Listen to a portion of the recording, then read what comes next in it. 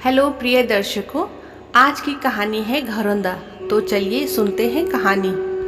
रामनाथ सहाय और उनकी पत्नी रेवती जी सुबह का नाश्ता करने की तैयारी में थे। तभी फोन की बेल बजी। रामनाथ जी फोन पर बात करने लगते हैं। उनके माथे पर पड़े बल की रेखाओं को देखते हुए रेवती जी पूछती हैं, किसका फोन है?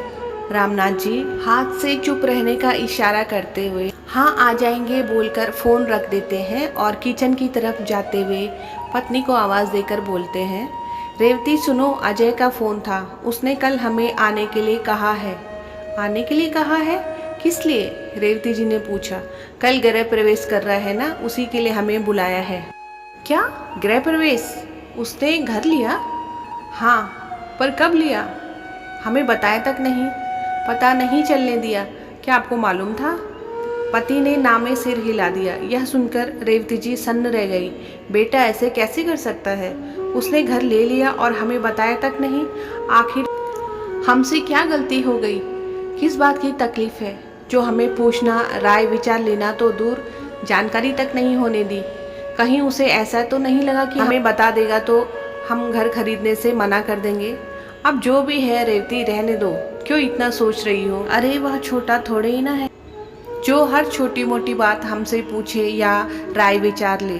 पति की बात सुनकर आंखों में भर आए आंसू बह निकले। क्यों न सोचूं, आखिर हम उसके माँ बाप हैं। क्या हमें इतना भी जानने का हक नहीं है?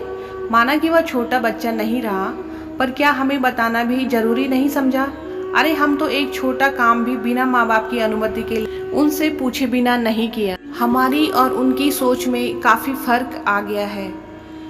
तो अब यह सोचना बंद करो। चलो 2 कप चाय बनाओ और हम साथ में बैठकर चाय पीते हैं, फिर बाहर टहलने चलते हैं। पतिदेव ने रेवती जी के गाल पर लुढ़क आए आंसू को अपने हाथों से पोंछते हुए कहा। सुनकर रेवती जी चुपचाप उठकर रसोई में चाय बनाने चली। रसोई में खड़े खड़े उन्हें पिछली सारी बातें एक एक कर याद आने लगी। जब वह ब्याह कर आई थी तब संयुक्त परिवार था। 3 जेठानी देवरानी थे और सास ससुर सभी एक साथ रहते थे। परिवार को देखते हुए घर छोटा पड़ रहा था। तब रेवती जी का कितना मन था कि वह अपनी अलग गृहस्थी बसा ले, अलग घर ले ले। लेकिन पति देव ने साफ मना कर दिया कि जब तक मम्मी पापा नहीं कहेंगे तब तक हम अलग घर नहीं बसा सकते। अब समझ में आ रहा है, कभी पैसे मांगे तो उसने देने से इनकार क्यों कर दिया। यही सब सोचकर एक बार फिर आंखों से आंसू बह निकले। पीछे खड़े पतिदेव उन्हें देख रहे थे। अब की बार कुछ न बोले, ना ही आंसू पोंछे। तुम्हें जितना रोना है रो लो देवती, मैं जानता हूँ तुमने उसकी परवरिश में अपना तन मन लगा दिया, अपने आप को समर्पित कर दिया, ना जाने कितनी इच्छाओं का त्याग किया। मन में बोलकर वह भी वहां से उठकर बरामदे में आ गए। रेवती जी ने सिर्फ 1 कप चाय पतिदेव के लिए बनाई, खुद नहीं ली और बाहर जाने से भी इनकार कर दिया। ठीक है, फिर जो कुछ भी जरूरत की चीजें हैं वह पैक कर लो। अजय बोल रहा था कल सुबह गाड़ी आ जाएगी। अजय और अनीता दोनों नौकरी करते थे। आने जाने में दिक्कत थी, इसलिए 2 स्टेशन आगे किराए के मकान में दोनों पति पत्नी रहते थे। वीकेंड में दोनों माँ बाबूजी से मिलने आते थे। किसी भी फैसले पर माँ और बाबूजी से राय मशवरा जरूर लेते थे। परंतु इस बार यही सोच सोचकर रेवती जी अपने आंसुओं के वेग में बहती चली। जाइए, मेरा मन नहीं हो रहा, रेवती कहती है। मन तो रामनाथ जी का भी जाने का नहीं हो रहा था, फिर भी उन्होंने कहा चलिए चलकर आशीर्वाद दे देते हैं। आखिर वह हमारी संतान है। वह हमसे विमुख हो सकता है, हम नहीं। हमेशा बोलता था मैं पढ़ाई करूँगा, बड़ा आदमी बनूंगा, फिर अपनी घरौंदा बनाऊंगा। सच में उसने अपना घरौंदा बना लिया। पति की बात सुनकर रेवती जी ने भारी मन से अपना बैग पैक कर लिया। अगले दिन समय से गाड़ी आ गई और वह दोनों बैठकर विदा हो गई। दूर से ही बेटे का घर देखकर रेवती जी की आंखें फटी की फटी रह गई। 2 तल्ले का बड़ा बंगला था। कार से उतरकर जब मेन गेट पर गई तो बड़े अक्षरों में लिखा अपना घरौंदा। रेवती जी पढ़कर पति की तरफ देखने लगी।